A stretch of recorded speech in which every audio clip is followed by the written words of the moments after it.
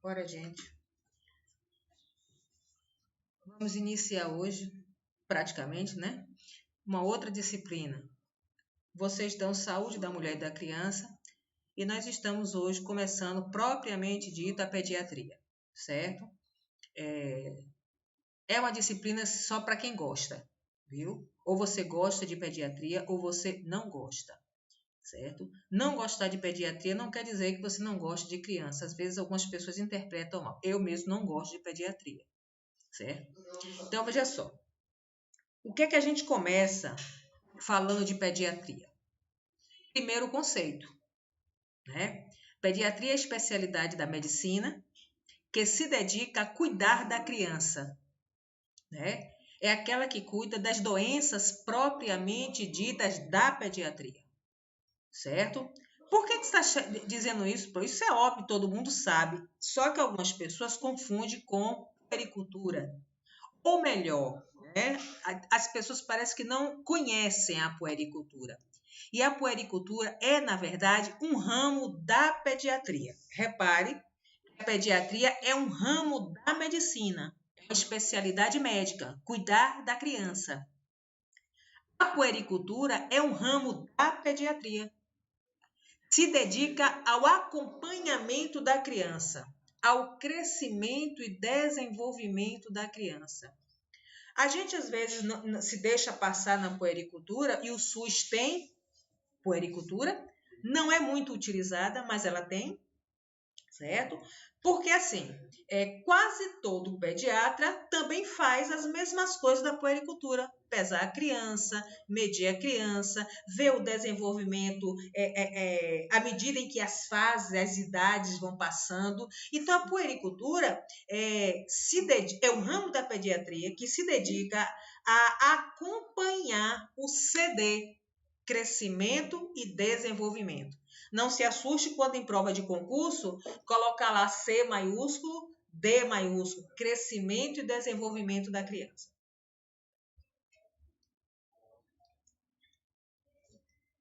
O que é a neonatologia? É o ramo da pediatria que se ocupa das crianças desde a hora que nasce, né? Aquele pediatra que está lá na sala de parto, ele é um neonatologista, né? Até aproximadamente os 28 dias de idade dessa criança. Quando ela deixa de ser um recém-nascido e passa a ser um lactente, certo?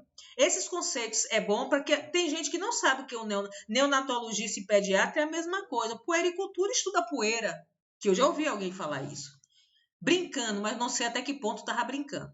Então, assim, são terminologias, né? Todo pediatra é neonatologista? Não. Nem todo mundo gosta de cuidar do recém-nascido, né? Então, assim, são conceitos básicos que vocês precisam entender para não falar besteira lá quando for trabalhar no hospital, quando for chamado, tá bom? Bem, o que é infância? Daqui a pouco eu vou mostrar aqui a vocês uma tabelinha, né? Hoje a gente está assim muito, como é que eu vou dizer? Fora do contexto do que é realmente a infância, né? Ele diz aqui que vai desde o nascimento até aproximadamente os 12 anos de idade. 12º ano de vida de uma pessoa.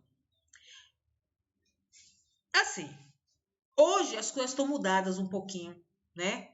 Às vezes, falando de uma forma cronológica, existe essa infância? Existe. Todo mundo passa, vai desde a hora que nasce até chegar aos 12 anos. Se não morrer, vai até os 12 anos. Ele está dentro do período da infância cronologicamente. Mentalmente, muitas vezes, não. Quantas crianças que vocês veem por aí com 8 anos de idade, com atitudes de um adolescente, crianças, inclusive, trabalhando, criança deixando de exercer a função de criança.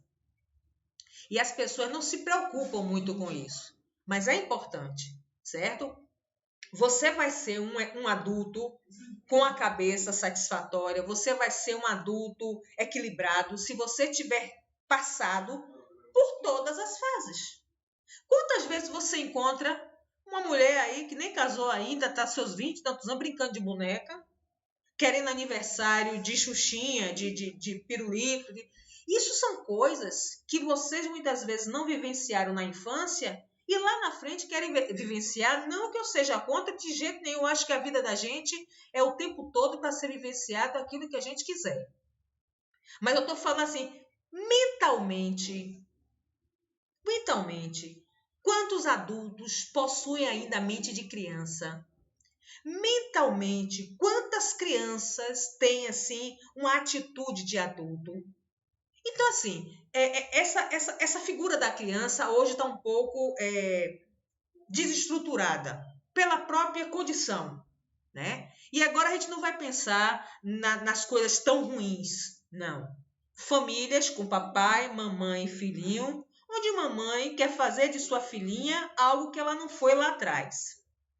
Quando você pega na sua filha, que tem 3 aninhos de idade, mas coloca já um batom, coloca já uma maquiagem, coloca já um sapato alto, ou seja, as características de uma criança você já dá a ela de um adulto, de uma mocinha, e acha isso lindinho. Mas você não sabe o reflexo que isso vai ter lá na frente. Eu não sou psicóloga, certo? Não tenho nada a ver com pediatria, nem gosto de pediatria, mas algo é constatado. E eu ouvi uma palestra de uma pediatra lá na Tarsila Balbino uma certa vez, em que ela disse em que as crianças estão se tornando adolescentes antes dos períodos. E é por isso. Aí o que foi que o mercado fez? Adaptou as maquiagens, já que está se maquiando as crianças, vamos fazer maquiagem para a criança. Bem, aí você preserva a pele da criança, mas as atitudes, os excessos, você não consegue deter. Bem, mas vamos andando aos pouquinhos para ver que o assunto da gente não é esse, né? Eu só falei isso para que vocês vejam que essa questão da infância, cronologicamente, continua. Mas, infelizmente, mentalmente, psicologicamente, as nossas crianças estão deixando de ser bem antes. Até porque há uma ansiedade do adulto em que elas se tornem mais independentes para que eu vá trabalhar, para que eu exerça as funções, para que eu continue estudando. Ou seja, existem mães que não eram para ser mães. Existem mães que não nasceram para ser mães. Porque não quer abdicar o seu prazer, as suas necessidades pelo do filho. Existe. Vai, vamos embora. Aí as fases evolutivas da infância e adolescência. Até 28 dias recém-nascido, 11 meses, de 28 a 11 meses lactente, de 12 a 36 meses infante, 3 a 7 anos pré-escolar, 8 a 11 anos escolar, 12 anos adolescência. Né? Que é outra coisa que não, hoje em dia você já tem as escolas específicas para as crianças, os lactentes. Né? Nessa questão, eu não sou contra, não. Porque existe um desenvolvimento muito grande naquelas crianças. Quanto mais cedo vão para a escola, mais desenvoltas elas são. Então, eu não sou contra a ir muito cedo para a escola. Antigamente, nós íamos para a escola com 3, 4, 5 anos de idade. Né? E aí, eu fui com 3 anos de idade. Né? Mas era o mínimo que a criança ia. Mas hoje não. Hoje você já tem crianças com menos de 1 ano já na escola. Eu acho assim, muito cedo. Mas eu concordo que a desenvoltura dela é maior. Agora, quem se propõe a dar à escola, né? O quanto antes o seu filho tem que ser em uma escola boa, em uma escola particular, numa escola que tenha profissionais adequados, numa escola que tenha um respeito e que saiba cuidar da criança. E que tenha toda uma estruturação para cuidar de uma criança. Né? Não pode ser qualquer escolinha de ponta de bairro. Não é qualquer escolinha que bota uns bichinhos na parede, umas pinturas vivinhas, um parquinho, que é capacitada a cuidar intelectualmente dessa criança. Vamos lá. O nosso assunto de hoje, básico, sobre a criança hospitalizada. Ó, gente, os textos que estão aqui vão estar aí, vocês depois vão ler, que é bom para você, para a prova, para você se aprofundar, mas eu não vou ler não, viu? É muita coisa e eu prefiro resumir do meu jeito.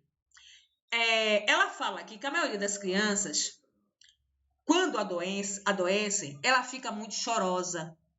E é normal. A criança fica ansiosa. E muito pior aquelas crianças que ficam internadas sem a participação, sem o pai por perto, a mãe por perto, né? Geralmente é a mãe que fica, é a que toma, né? Então, assim, aqueles hospitais em que a criança necessariamente tem que ficar sozinha, é mais complicado. A criança tem um comportamento que é como se fosse uma deterioração da questão emocional. Ela tem medo, e é normal. Medo de ser... lembra aí quando você colocou seu filho pela primeira vez na escola? Ele não queria de largar de jeito nenhum. Ele chorou, ele deu um escândalo. E que, graças a Deus, hoje, a maioria das escolas já faz como meu filho, graças a Deus, pegou isso. Esse desapego é gradativo, não é no primeiro dia. A mãe, inclusive, fica com ele dentro da escola, claro, evidentemente, fazendo como a gente chama assim, como se fosse um desmame daquela participação, do ficar na escola. A criança, ela precisa saber que ela é capaz e que ela não vai ficar com sua mãe, com seu pai a vida toda, ele grudadinho na saia. Mas, ao mesmo tempo, ele tem que se sentir seguro o suficiente de ter a mãe por perto. Então, hoje, as escolas já fazem um trabalho muito bom quanto a isso. E na questão da hospitalização não é diferente. A própria criança já tem medo até do branco do profissional de enfermagem. Porque, inclusive, são coisas que fazem de muito medo. Se você não fizer isso assim, vou chamar o não sei quem, o doutor, a enfermeira, para lhe dar uma injeção. Olha, porque injeção. Colocam já esse medo na criança dos procedimentos médicos, certo? E ele aí toma raiva, toma medo, toma pavor. É algo que vai fazer mal a ele. São pessoas que estão ali para agredir. E não é verdade, certo? Então, é necessário... que a criança, quando seja hospitalizada, haja uma conversa com ela para que ela veja a necessidade de ficar boa. E ela, quando está doente, ela mesma se sente mal. Agora, esse se sentir mal não vê a necessidade de estar no hospital, de ter uma enfermeira do lado, de ter um médico. Ele quer o pai, ele quer a mãe, principalmente a mãe. Tem medo não é nem de morrer, que nessa idade, eles nem sabem a questão do que é morrer. Ele tem medo da perversidade que a doença faz, da dor, né? Do vomitar. A criança vomitando, ela tem horror, ou seja, do quadro em si de algum tipo de doença. É disso que ela se sente medo. E ela sabe que no hospital vai acontecer isso, que às vezes nem vai. A medicação está ali para não deixar, mas ela acha que ali é o local de sacrifício dela. O estresse da criança, da família, profissional. Por isso que em pediatria, ou você gosta ou você não gosta de criança. Não vá trabalhar em pediatria achando que a criança, que a tia, que vai olhar para você, que vai sorrir, que vai brincar. Não é assim, não. A criança vai estar estressada, a criança vai estar com medo, a criança vai estar necessitando de um apoio que muitas vezes você não tem estrutura psicológica de dar. Quem nunca foi mãe e que não gosta de criança, vai cuidar de criança? Entendeu? É como psiquiatria, pediatria e gerontologia. Só vai se gostar. Caso contrário, não vai não, até porque a criança tem um perfil de perceber quando você não gosta dela, quando você não gosta de criança. Não adianta fazer titi, não adianta não, que ela não quer. E ela toma um pavor tão grande de você, que você vê de longe, ela já começa a gritar, ela não quer. E aí quem está de parte pensa que você fez alguma perversidade nela. E a criança é muito sincera. Ela é muito toma lá da cá. Certo? Então esse estresse não é só da criança. É do profissional, são dos familiares, né? Quem tem seu filho quando está doente, perde a estrutura. Eu digo sempre que dentro da pediatria, o pior paciente não é a criança, são os familiares, é a mãe da criança.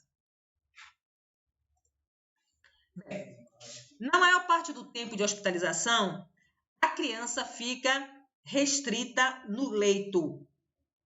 Ela não pode ir para lugar nenhum. Ela não conhece ninguém que está ali. E toda vez que vem alguém com a bandejinha, com a agulha, com a seringa, ela grita, ela não quer. Ou seja, o ambiente hospitalar é desagradável para o adulto, que dirá para a criança. Quem gosta de ir para o hospital? Ninguém. Só quem nunca foi é que acha que é um local tranquilo. Não é não. Lá só tem o que é ruim, só tem doença, só tem morte, só tem agulhada, só tem medicação, tudo que é de ruim. Para favorecer o melhor para a gente, está lá no hospital. E para a criança não é diferente. Então, a criança hospitalizada, ela deve ser encarada de uma forma holística, não só como um paciente qualquer, mas com um fator psicológico muito forte. E a mãe também. Uma mãe com filho doente, ela não pensa. Quem é mãe sabe disso. A mãe com filho doente, ela não pensa. Ela sente pelo filho. Ela daria a vida pelo filho. Ela gostaria de trocar, ela ficar lá no hospital e tirar o filho de lá. Então tem que se entender isso. E só quem sabe o que é isso é quem é mãe. Quais são as necessidades dessa criança que está hospitalizada? Presença da mãe. Isso são necessidades, gente, como se fossem as necessidades básicas de um ser humano. Presença da mãe, informações sobre a doença e as razões da hospitalização, claro que é nada científico, daqui a pouco a gente vai falar sobre isso. Ambiente criativo, o mínimo de ruído, recreação lá dentro, visita, apoio psicológico e a higienização dela, para o bem-estar dela pessoal. A unidade pediátrica, ela é diferente das demais. A unidade pediátrica, ela é mais alegre, são cores suaves, até a farda dos profissionais é diferente, é de bichinho.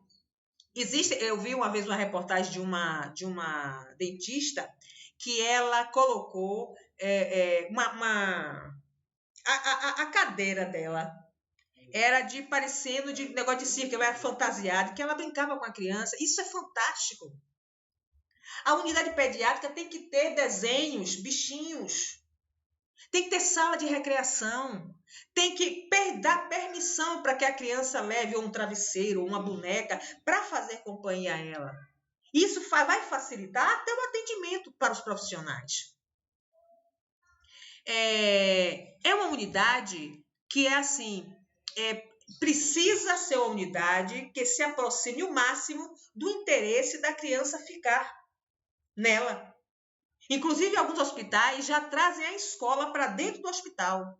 Ou seja, ela está internada, mas diariamente atividades da escola são inseridas lá dentro. Aí vai depender da rotina de como é que eles procedem dentro do hospital. Tudo isso para que a estadia da criança naquela unidade seja a melhor possível. Presença da mãe. Olha,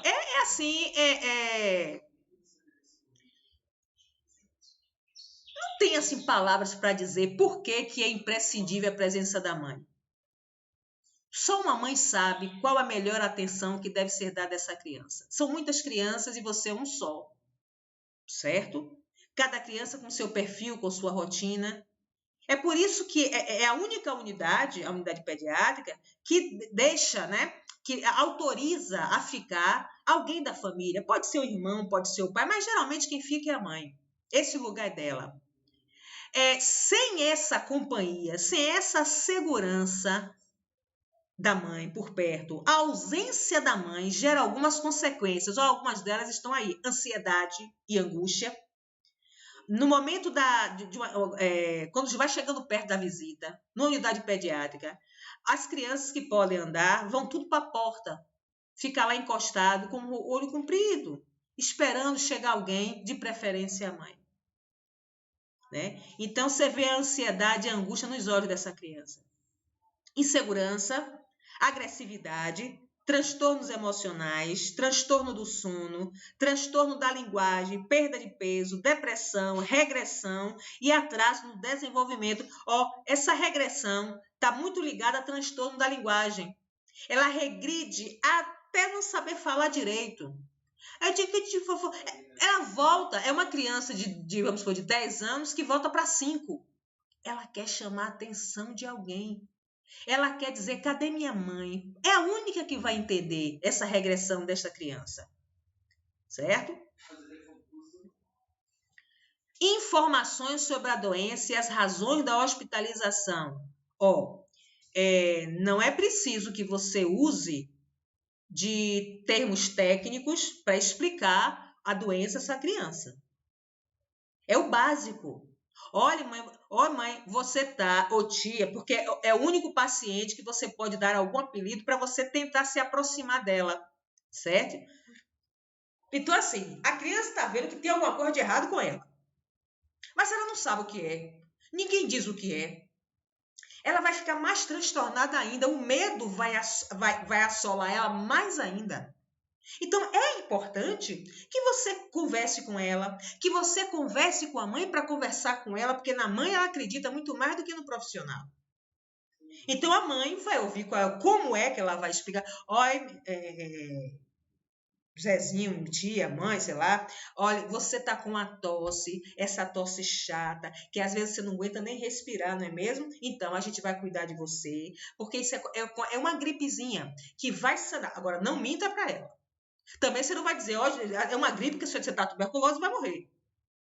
Não é por aí. Mas você vai dizer assim, olha, é sério, mas nós somos seus amigos. Isso eu estou dando um exemplo, viu, gente? Cada qual vai usar a sua rotina para conversar com a criança. Olha, nós estamos aqui para ajudar você, nós vamos ajudar. Quando você sentir qualquer coisa, chame a tia para que eu venha ver como é que você está. Vou trazer as medicações que o médico que vem aqui vai ver você, ele é maravilhoso. E em alguns locais o médico vem vestido de palhaço. Vem só com o nariz de palhaço. Quando ele chega, que ele entra, ela já abre um sorriso. Pronto, acabou. O clima acabou. Esse palhaço tem os doutores da alegria, né, no Sul. Eu fiz por um tempo aqui, até o ano retrasado. Eu consegui implantar isso no Hospital das Clínicas, que eu ainda tenho uma amizade lá e a porta ainda aberta para mim. E você não tem ideia como é gostoso você entrar. E coincidentemente, eu só estava trabalhando nas unidades pediátricas. As crianças ficavam ansiosas e perguntavam ao assistente social se os palhacinhos não vinham. Porque meus meninos se vestiam e já iam pela rua de palhaço, brincando com todo mundo, entrando no hospital, brincando com os profissionais, para poder já entrar no clima. E as crianças amavam. Crianças que estavam na UTI, a gente ficava do lado de fora, mas pelo vidro ela via, a criança se esbaldando de rir. Algumas olhavam para um lado, estava zangada ela lá dentro, e aí de vez em quando ela olhava aquele palhacinho devagarzinho e voltava. Você já estava sentindo que ela estava gostando da presença dele. Ela só estava chamando a atenção que ela estava chateada por alguma coisa que estava acontecendo. E aí os meninos começavam a fazer palhaçada, levavam brinquedos para ele, era uma farra. Então, assim, existe uma necessidade de você informar qual é a doença, o que é que eles vão fazer lá dentro, a comida, horário de comida, como é a comida lá do hospital, os horários que tem que ser seguido, que lá é um local que tem muito mais crianças e que ela não é sozinha, que tem que dar atenção a todo mundo. Ou seja, gente, vamos colocar ela a par da situação, mas deixar ela bem tranquila que você, profissional, está ali para ajudar. Um ambiente criativo entra naquela questão de vocês botarem coisinhas nas paredes, né? Se fantasiarem para atender, né? De colocar alguma coisa ou fazê-la fazer algum tipo de desenho, né? Colocar talvez um televisor, levar ela até a brinquedoteca, ou seja, colocar algum artifício, deixa eu ver se é a próxima gravura, olha aí, um artifício para que ela goste, pelo menos, né, de ficar ali dentro, de sinta uma atração por ficar ali. E aí está uma gravura, né, de uma cabana em cima do leito, e a enfermeira, eu ainda colocaria essa enfermeira, não assim, mas com papel ou com um chapéuzinho sei lá, de soldado, de coisa de acampamento, certo? Ou seja, claro, evidentemente que isso não vai acontecer, é drástico. Talvez num particular até que aconteça. Mas aí eu estou lhe dizendo que a criatividade, ela vai comer, tá na hora da comida no acampamento. Pronto, ela vai querer também comer. Tá na hora do acampamento. É o horário do acampamento. Ali já não é mais um hospital, é um acampamento. Entendeu? Então, existem diversos artifícios para que melhore a estadia dela nesses hospitais que é tão ruim. O mínimo de ruído possível, certo? Existem alguns hospitais que tem um sonzinho bem de leve, né? Uma musiquinha, claro, de criança, para poder fazer aquele ambiente ficar um pouco mais leve, né? E assim, lá dentro ela vai ouvir muito choro de outras crianças, muitos gritos, principalmente quando está tomando algum tipo de intramuscular, uma injeção qualquer. Então, isso tem que fazer tudo para distrair ela, desfocar. Ó, chorando. Você chora? Você não chora, não, porque você é macho mesmo, ou você é uma menina forte. Ou seja, existem coisas. Ela tá ali quieta, de repente esse menino gritando, ela já vai pensar que o próximo pode ser ela. Então você já vai ter aí uma aceleração, um ataque cardíaco, uma aceleração dos batimentos cardíacos, uma adrenalina que muitas vezes funciona muito mais ruim na criança do que no adulto. Então, esses detalhes a gente precisa antever para não deixar acontecer. A criação, né, é necessário que ela continue exercendo a sua função de ser criança, é necessário para que continue desenvolvendo o seu processo. Ela não para de crescer no hospital, ela não para de desenvolver o intelecto dela, e você tem que promover dando desenhos, favorecendo. O que você estava dando na escola? Eu estava dando uma conta de somar. Vamos pegar e você dá um papel, dá uma caneta, faz as continhas. Olha, vá fazendo aí que daqui a pouco eu volto. Ou seja, botar na televisão, o próprio som do hospital com música de criança. Você quer ouvir alguma música? Eu vou mandar botar para você. Entendeu? Então, esse tipo de atividade faz o tempo passar mais rápido e se tornar a estadia dela mais leve. Visitas é importante, não só da família, mas outras visitas, aí os técnicos da alegria. Aí eu coloquei os técnicos em que ele vai de enfermaria em enfermaria, de quarto em quarto, né? Consultando seus pacientes, né? Com martelinho de brinquedo, com estetoscópio de brinquedo, com narizinho de palhaço, todo pintado. Isso é excelente para eles. Eles criam uma expectativa de uma visita que não pode falhar, e que aí, de qualquer sorte, aquele horário passa mais rápido. Né? Olha, amanhã, quando eu voltar aqui, eu quero saber se você jantou direito, se você almoçou direito, e ele vai almoçar direito, ele vai jantar direito. E aí o palhacinho não vem. Olha a frustração. Não pode. São atividades que o hospital, quando faz, eles já sabem, eles já vão, quando começa esse tipo de atividade, eles já falam com as crianças, olha, ele não vem todo dia, ele vem um dia sim, um dia não, para não criar uma expectativa, mas que na semana eles vão estar aqui, eles vêm que dia mesmo, tia? Pronto, olha, hoje ele não vem não, mas vem amanhã. Apoio psicológico, certo? O psicólogo dentro do hospital é muito importante, ele sabe como lidar com essas fases com a criança, ele sabe conversar com a criança, ele sabe levar a criança a um mundo deles, em que para retirar os medos, as dúvidas, as angústias, ele retira através da conversa. Né? Ele coloca na cabeça da criança a sua importância numa linguagem que ela entenda. Ela vai entender a função do hospital, ela vai entender a função do doutor, ela vai entender a função do enfermeiro, que os profissionais estão ali não é para maltratar, mas sim para ajudar. Ou seja, o psicólogo vai saber fazer ele, como é que se diz, ver o hospital como um local em que ele precisa auxiliar todo mundo para sair dali o mais rápido possível e curado, certo? A higienização, certo? A higienização é importante para a criança, mesmo dentro do hospital. Ela tem que aprender que dentro da rotina do hospital tem o horário dela tomar banho, de escovar os dentes, da roupa do hospital. Por que é aquela roupa? Por que ele não está podendo usar a roupa que ele usa no dia a dia na casa dele? Tudo isso ele tem que entender. Ele vai entender. Lavar as mãos antes das refeições, colocar uma rotina. Todo mundo que se interna, do adulto a uma criança, existe uma rotina. E essa rotina precisa ser respeitada. Isso é disciplina. Agora, aos pais, principalmente, né, e os visitantes também, algumas coisas precisam ser relatadas para eles. Uma delas é falar sobre a infecção hospitalar, para que eles entendam que algumas recomendações que vão ser dadas, impostas mesmo a eles, é para evitar a infecção hospitalar. E aí você vai explicar de uma forma fácil, né, em que a infecção pode causar uma piora no quadro dessa criança, que é um quadro de infecção hospitalar, é um quadro grave, que se instala por conta de bactérias e que se desenvolve dentro do hospital e que, portanto, são mais resistentes no tratamento. E assim pode ocasionar em um quadro mais grave daquela criança ou até elevar, dar mais outra doença para essa criança. Aí o que você tem que fazer? Quando entrar no hospital, viu o pai, viu o tio, lavar as mãos, não sentar na cama do paciente, esse é um problema sério. Não comer de sua comida, ou seja, nem você comer da comida da criança, nem a criança comer da sua.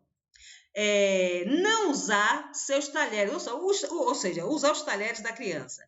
Não usar o mesmo copo, não deixar cair no chão o resto de comida, porque ali vai proliferar vetores, vai proliferar inseto, rato, barata, certo? Tudo isso tem que explicar a ele, que ele não entende. Ele quer levar o que a criança pede, é o sanduíche, é o hambúrguer, né? É o refrigerante, ele quer pegar na criança de qualquer jeito, quer deitar com a criança, e não pode. E aí você tem que meter medo nele. O risco vai estar muito mais para a criança do que para ele.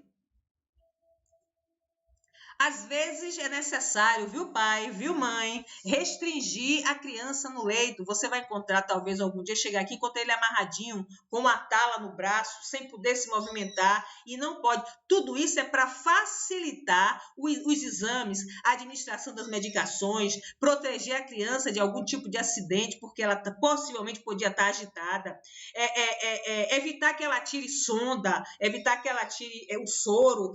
Tudo isso foi por isso que teve que, infelizmente, restringir ela no leito, amarrar ela. E que, inclusive, existe método, a forma de você restringir, a forma de você conter a criança no leito, tem uma forma adequada para não machucar ela, viu?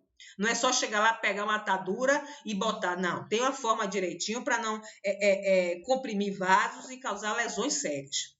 Falar do jejum, que o jejum é muito utilizado antes de exames e antes de cirurgias, e que só o médico vai dizer quando termina e quando começa, certo? Então, assim, às vezes tem duração aí tem de 8 horas ou mais, que muitas vezes acontece desse jejum ser à toa, porque aconteceu algum tipo de emergência, e aí o médico foi ter que pegar uma outra criança antes daquela que, graças a Deus, não tem tanta emergência quanto aquela que foi fazer a cirurgia.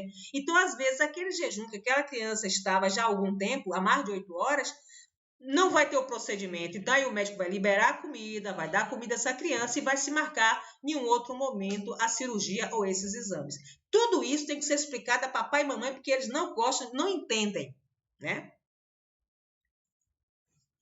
Para uma breve recuperação de seu filho, não leve qualquer tipo de alimento para ele, tais como frutas, doces, a não ser que o pediatra permita. Existem alguns alimentos que ele pode comer, no hospital não tem, às vezes, né, por não ser particular, às vezes o particular tem.